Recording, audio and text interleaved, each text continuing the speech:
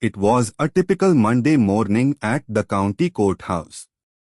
The stale air hummed with hushed conversations, the rustling of papers, and the soft tapping of heels on polished floors.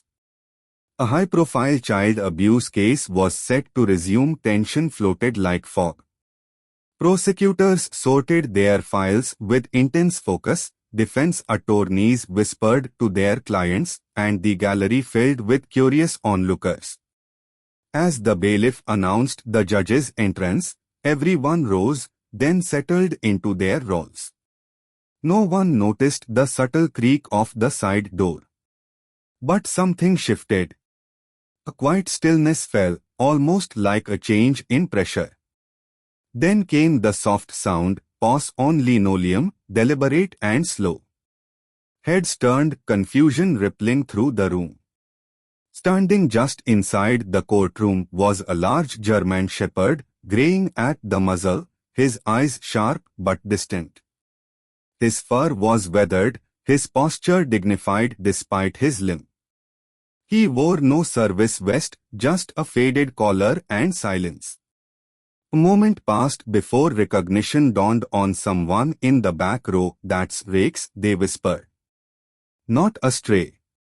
Not an intruder. A retired police dog, one who hadn't been seen in court since the day his handler, Officer Daniels, died. But today, he had returned. Alone, unannounced, and with a purpose no one yet understood. Through that quiet side entrance padded a large German shepherd, each step deliberate and heavy with the weight of time. His coat, once deep and gleaming, now showed signs of age, especially around the muzzle, where patches of grey told stories of long, hard years. His gait was stiff, not clumsy, but marked by the familiar rhythm of old injuries and quiet endurance. He moved with dignity, not as a pet wandering in by mistake, but like someone who knew exactly where he was going. He wore no leash. No handler followed. There was no service vest across his back, no shining badge clipped to his collar. Only a simple, worn strip of leather encircled his neck, and eyes that burned with clarity, watchful, searching, and deeply aware. The room fell still. For a few long seconds, confusion clouded the faces of everyone present. Who let a dog in? The bailiff stepped forward, instinctively ready to escort the animal out. But before he could take a full step, the judge, an older woman known for her firm grip on order, lifted her hand. "Wait," she said, barely above whisper. Her voice cut through the silence like a bell. Something about the dog's presence struck a chord, an unspoken reverence. He wasn't lost. He wasn't out of place. Somehow, everyone could feel it. He belonged here. Whispers began to ripple through the courtroom like a rising tide. At first, just a few hushed voices, then a swell of murmurs as recognition took hold. "That's Rakes," someone near the back gasped softly. Rakes, the retired K-9 who served with Officer Daniels. Heads turned, eyes widened, and the weight of memory fell on the room like a blanket. Rakes wasn't just any dog. He was a legend in the county's law enforcement circles. For nearly a decade, he'd served alongside Officer Daniels in some of the most dangerous operations the department had seen, tracking fugitives, sniffing out hidden drugs, locating missing persons. But beyond the adrenaline and danger, Rakes had become something more. He had a gift for comforting the broken, especially children. After a particularly brutal domestic violence case, he'd been allowed to sit beside a young victim during an interview. The girl had clung to him in silence for hours, and then, slowly, had begun to speak. From that day on, Rakes was more than a K-9. He was a bridge between silence and healing. But after Daniels was killed in an ambush 2 years ago, Rakes had vanished from public view. He was quietly retired and placed in the care of a family friend. No one had expected to see him again, especially not here, not like this, walking into a courtroom uninvited. And yet, now that he was here, no one dared ask him to leave. Rakes stood silently at the back of the courtroom, his presence steady and calm as though waiting for something unseen.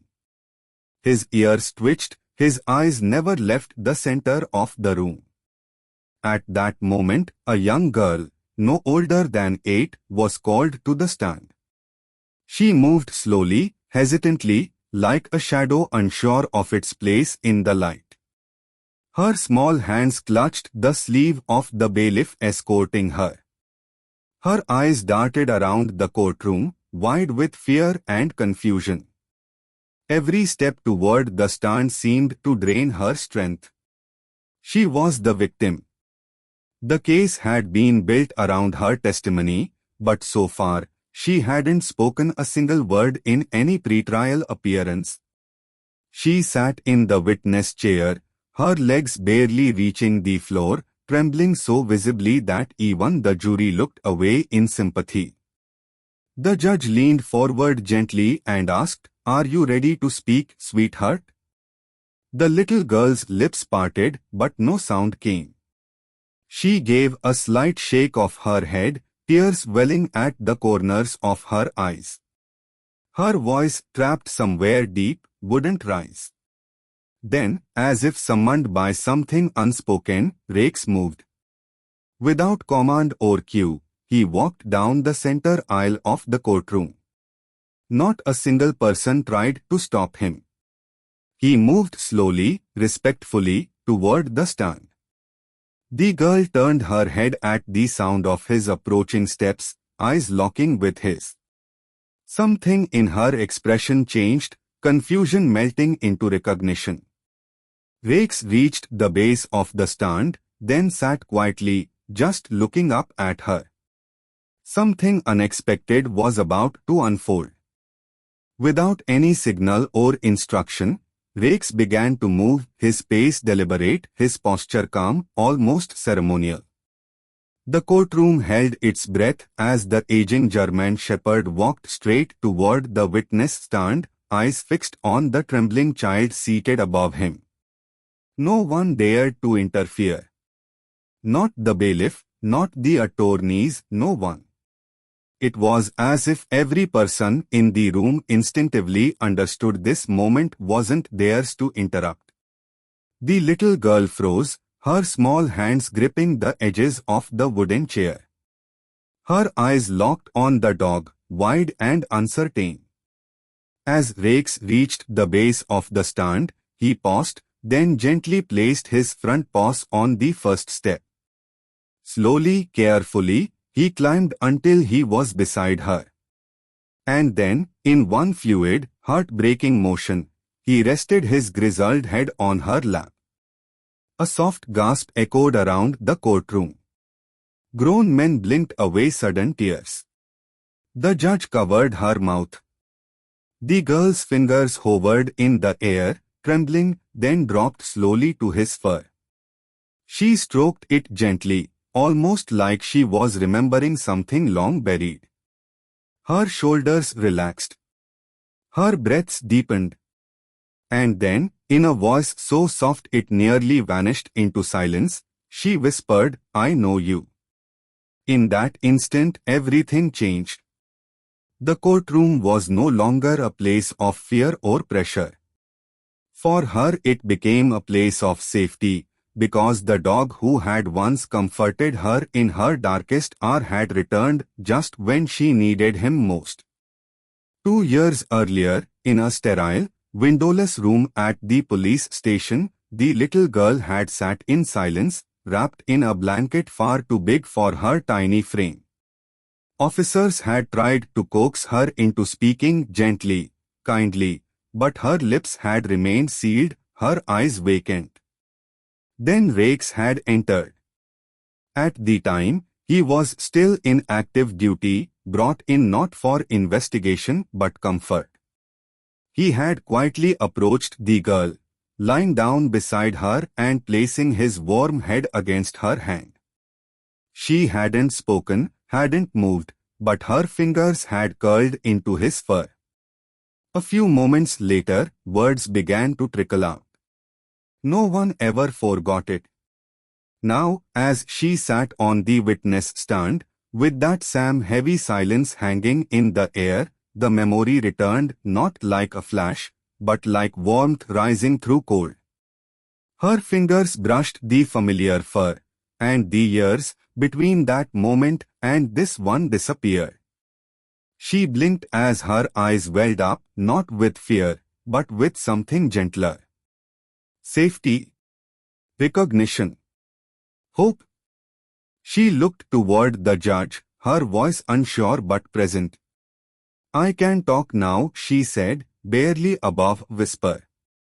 Then she paused, glancing down at the dog's head in her lap, as if drawing strength from the weight of it. "Because he is here." The entire room fell into a deeper silence, one of reverence. No legal strategy, no courtroom tactic, no amount of preparation could have brought that moment to life. Only Rex could. And he had returned, just as he had once before, to help her speak the truth. What followed was nothing short of extraordinary. The little girl, once paralyzed by fear, now sat upright with quiet resolve.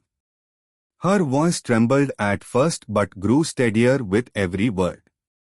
With Rex lying calmly at her feet, his head resting on his paws, his eyes half closed, she began to recount the horrors she had endured.